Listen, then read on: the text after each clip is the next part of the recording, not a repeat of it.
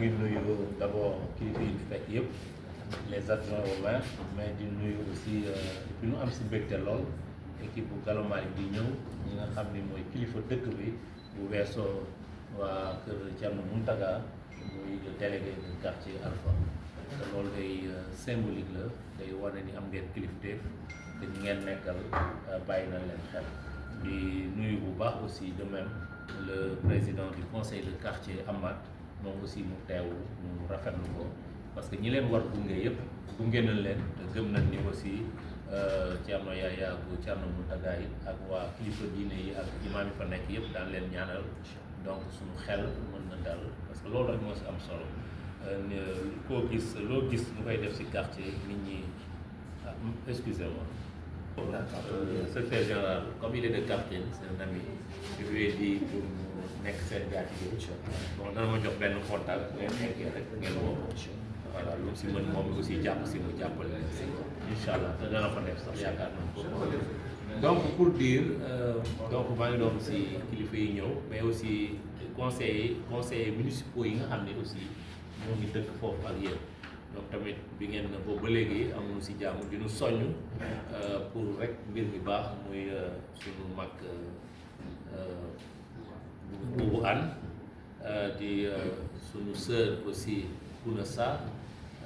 ak kan moo fi nekk les conseils voilà ak ñoom ñoo fi teew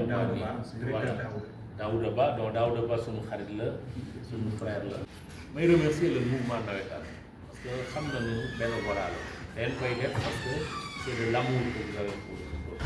dañ koy def pour tette seen ay rakk si biir quartier bi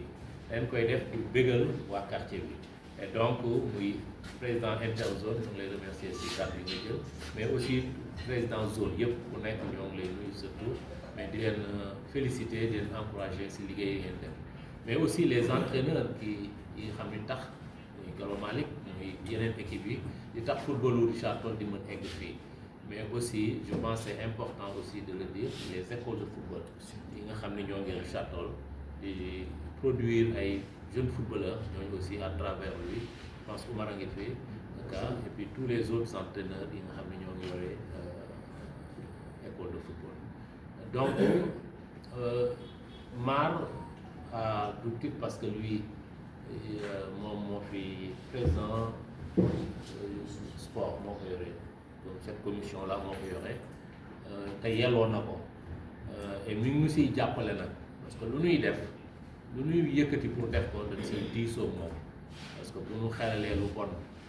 kon lu bon la ñuy def bu ñu xelalee lu baax la ñuy def heureusement jàpp naa ni lu baax rek la ñuy xelal donc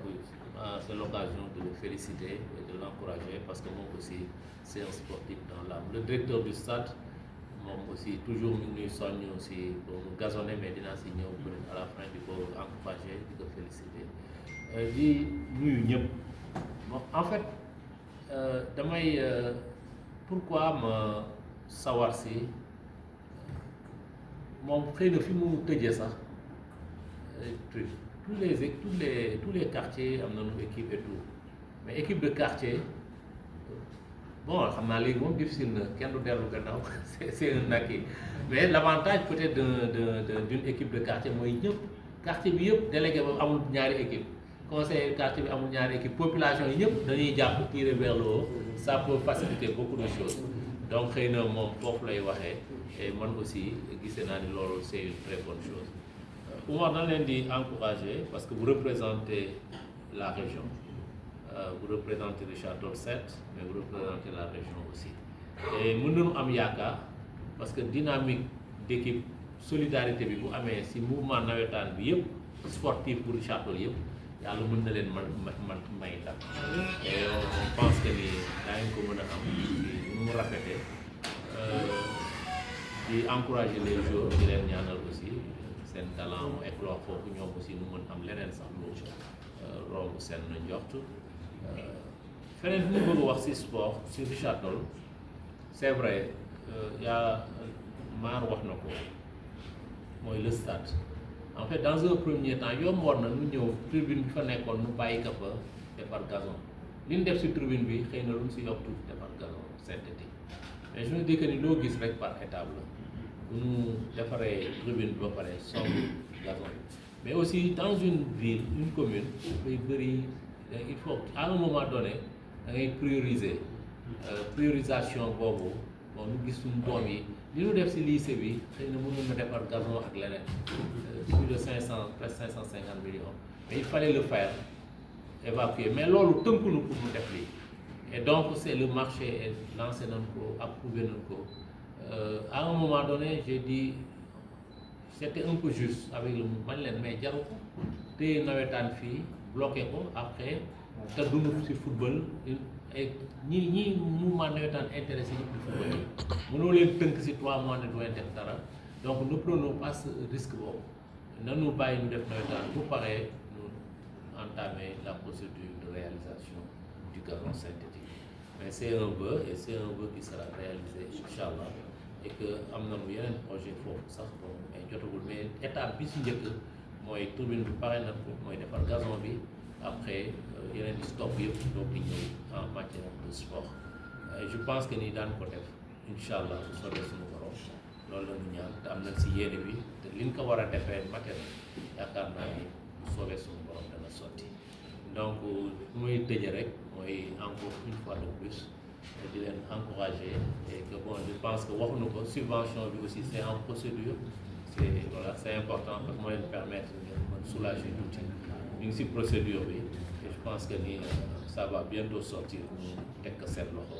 subvention annuelle bi qui est de à peu près de 22 quelques millions yi nga xam ne foyer ci la am toutes les équipes yi xam ne Richard Toll ak Interzone ak le mouvement sportif dans sa globalité donc Oumar mes remerciements ci taxawaay bi ci écoute bi je pense que nawetaan aussi day éduquer et je pense que loolu aussi c'est un volet très important et que leen di ñaan bu baax yàlla suñu borom may leen ndam lii def loolu la donc on est à l'écoute aussi ñaan yàlla ngeen dem final ñu dajale ay carte fii ñëw fekk seen Kaffrine bu Kaolack pour jouer la finale ngeen gagné ko ci jàmm asalaamaaleykum